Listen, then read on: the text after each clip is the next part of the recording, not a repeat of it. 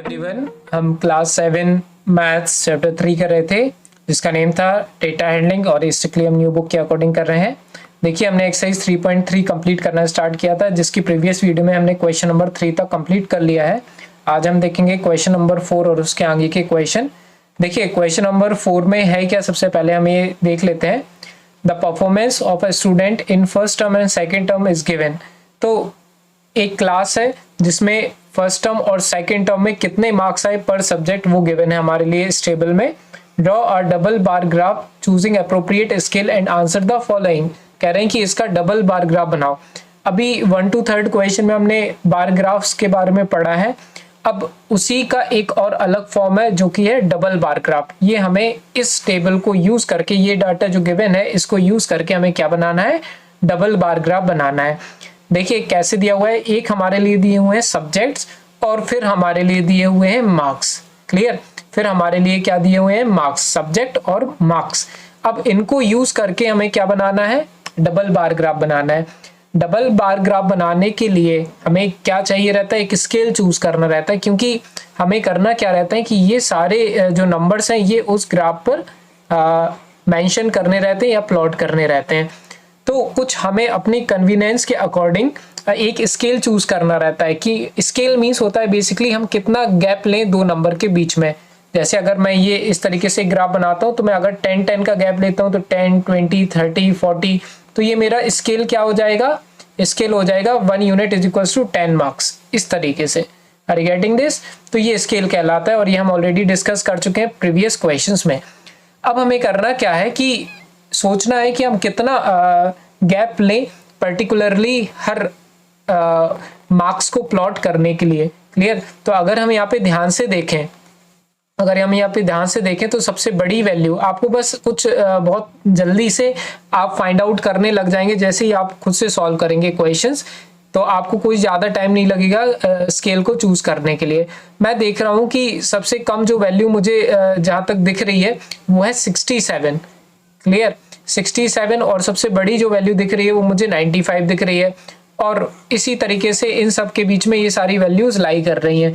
तो मैं अगर 10-10 का गैप ले लेता हूं तो भी मेरा काम बन जाएगा। अब उस गैप को लेकर के लिए मुझे सबसे बड़ी वैल्यू क्या लेनी पड़ेगी, मुझे लेनी पड़ेगी 100, क्योंकि सबसे बड़ी वैल्यू है 95 और 95 जो है वो 90 और 100 के बीच में आता है। अगर कोई भी डाउट रहे तो कमेंट सेक्शन में आप पूछ सकते हैं। वैसे तो बहुत ही सिंपल है, ज्यादा कोई रॉकेट साइंस वाला ये क्वेश्चन है नहीं। तो ये मैंने एक्सिस बनाना पड़ेगा सबसे पहले बच्चों हमारे लिए। क्लियर, ये एक्सिस हमें बनाना रहता है जैसे ही हमें ग्राफ प्लॉट करना रहता है। तो ये मैंने बना लिया एक वर्टिकल एक्सिस और एक बनानी रहेगी आपके लिए हॉरिजॉन्टल एक्सिस। क्लियर, अब मैंने अभी डिसाइड किया है कि मैं 10-10 का गैप लूंगा। तो 10-10 का गैप ले लो, 100 तक लेना है हमारे लिए, 10, 20, 30, इसी तरीके से आप सारे गैप ले लेंगे। क्लियर, इक्वल डिस्टेंस पर आप जब अपने स्केल से बनाएंगे तो बहुत परफेक्ट बनेगा जब आप अपने ग्राफ पेपर पे बनाएंगे। क्लियर, और ये 100। क्लियर, 10, 20, 30, 40, 50, 60, 70, 80, 90 और 100। अच्छा, जैसे ही हम ग्राफ बनाते हैं या फिर बार ग्राफ बनाते हैं तो हमें इन एक्सिस के नेम देने रहते हैं। जैसे हमने ये वाली जो एक्सिस ली, इधर पे हम क्या ले रहे हैं, और ये वाली जो एक्सिस ली वर्टिकल, इस पे हम क्या ले रहे हैं। क्लियर, अब ये हम कैसे आइडेंटिफाई करेंगे, देखिए ये जो वर्टिकल एक्सिस है इस पे मैं सिर्फ नंबर्स ले रहा हूँ ना, तो इसका मतलब ये क्या हो जाएंगे, मेरे मार्क्स हो जाएंगे, क्योंकि ये टर्म के मार्क्स दिए हुए हैं। तो यहाँ पे मैं क्या लिख दूंगा, मार्क्स। क्लियर, इस तरीके से मैंने लिख दिया और यहाँ पे एक और मैंने एरो बना दिए। और सिमिलरली यहाँ पे जो है मैं क्या लिख दूंगा, इस वाली एक्सिस पर सब्जेक्ट्स लिख सकता हूं मैं,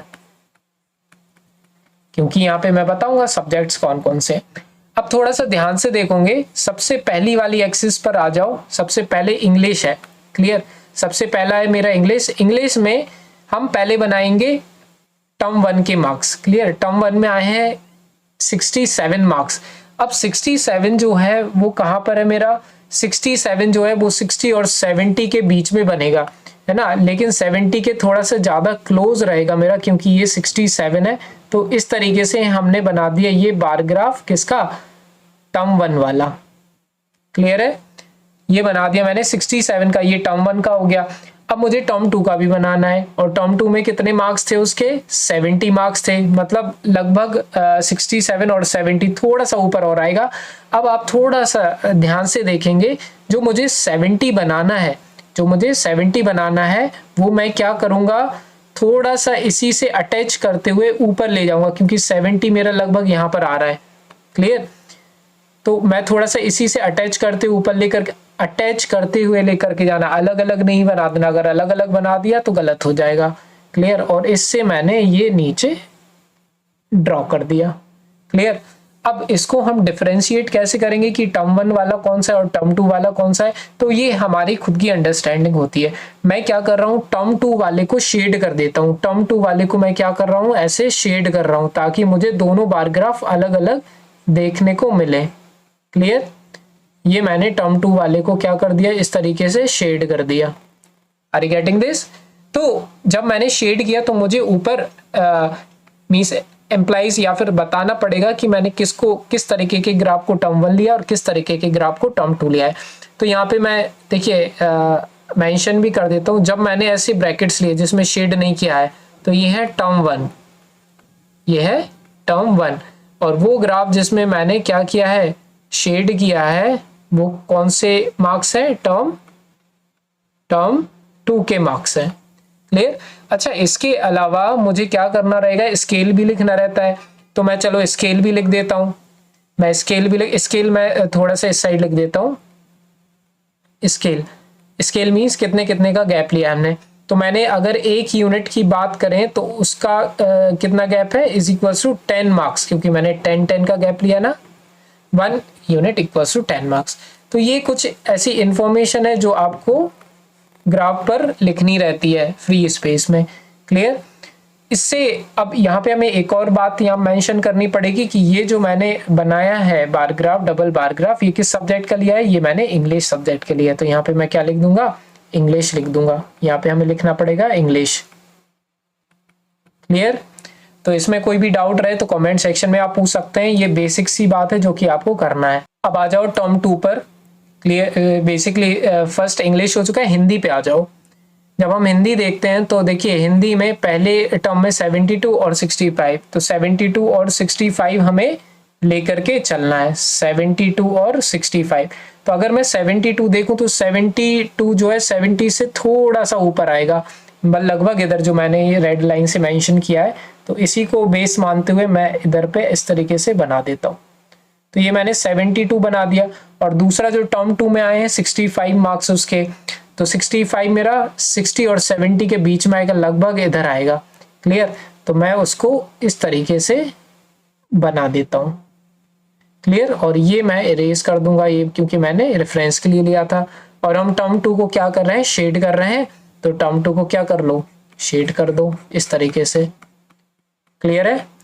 और यहाँ पे हम क्या लिख देंगे, इंग्लिश के बाद हिंदी। ये वाला जो ग्राफ है वो किसका है, हिंदी का, तो हम हिंदी लिख देते हैं। आगे बढ़ते हैं। जब हम आगे देखते हैं तो मैथ्स लिखा हुआ है, और मैथ्स में 88 और 95, मतलब पहले 88 है और फिर 95 है। तो चलो 88 और 95 बनाने की कोशिश करो। 88 जो है वो लगभग 90 के पास होगा, लगभग यहाँ पर होगा, है ना। तो यहाँ पे मैंने इस तरीके से बना लेता हूँ एक वर्टिकल लाइन। 88 वाला ये हो गया मेरा। क्लियर? और 95 जो है वो 100 और 90 और 100 के बीच में आएगा, लगभग यहाँ पे। क्लियर? तो इसको भी मैं ऊपर लेकर के जाता हूँ और ऐसे ये बना देता हूँ। ये आप स्केल से बनाओगे, मैं बार बार कह रहा हूँ, एकदम परफेक्ट लाइन आएगी। ऐसे में थोड़ा सा हो सकता है आपको इरेगुलरिटीज दिखे। क्लियर? तो ये मैंने टर्म 2 में क्या कर दिया, शेड कर दिया पूरा, ये पूरा मैंने शेड कर दिया। और ये इंग्लिश, हिंदी, मैथ्स बन गया मेरा। क्या बन गया, मैथ्स। ठीक है? मैथ्स के बाद आ जाता है हमारा साइंस। साइंस में कितने, 81 और 85। साइंस में है मेरे 81 और 85। चलो इसको भी करो, 81 बनाओ पहले। तो 81 मेरा लगभग 80 के पास आएगा, लगभग यहाँ आएगा। ठीक है? तो मैं ये बना देता हूँ 81। और दूसरा है मेरा कितना, 85। 85 मेरा कितना आएगा, 81 से थोड़ा सा ऊपर आएगा, लगभग यहाँ पर। तो ये मैं ले लेता हूँ इस तरीके से। ये लिया मैंने 85 का, और ये दोनों मैंने रेफरेंस लाइन में हटा देता हूँ और इसको मैं टर्म 2 को शेड कर देता हूँ क्योंकि इससे मुझे डिफरेंस पता चलेगा दोनों के बीच में। क्लियर? इंग्लिश, हिंदी, मैथ्स, और ये हो गया हमारा साइंस। तो यहाँ पे हम लिख देते हैं साइंस। साइंस के बाद आ जाता है बच्चों हमारा सोशल साइंस। क्लियर? इसको थोड़ा सा और मैं लाइन को एक्सटेंड कर देता हूँ। साइंस के बाद है हमारा क्या? Social science. सोशल साइंस में 73, 75, तो टर्म 1 में 73 थे, तो 73 मेरा लगभग 70 के पास रहेंगे, लगभग यहाँ पर रहेंगे। तो 73 मैं इधर पे लेकर के आऊंगा और 75 मेरा थोड़ा सा ऊपर रहेंगे 73 से, लगभग यहाँ पर। तो ये मैं इस तरीके से लेकर के आ जाऊंगा। क्लियर है? और ये तो रेफरेंस लाइन हमने हटा दी, और इसको टर्म 2 वाले को आप शेड कर दो इस तरीके से। ठीक है? और यहाँ पे आप लिख देंगे, नीचे क्या लिखेंगे?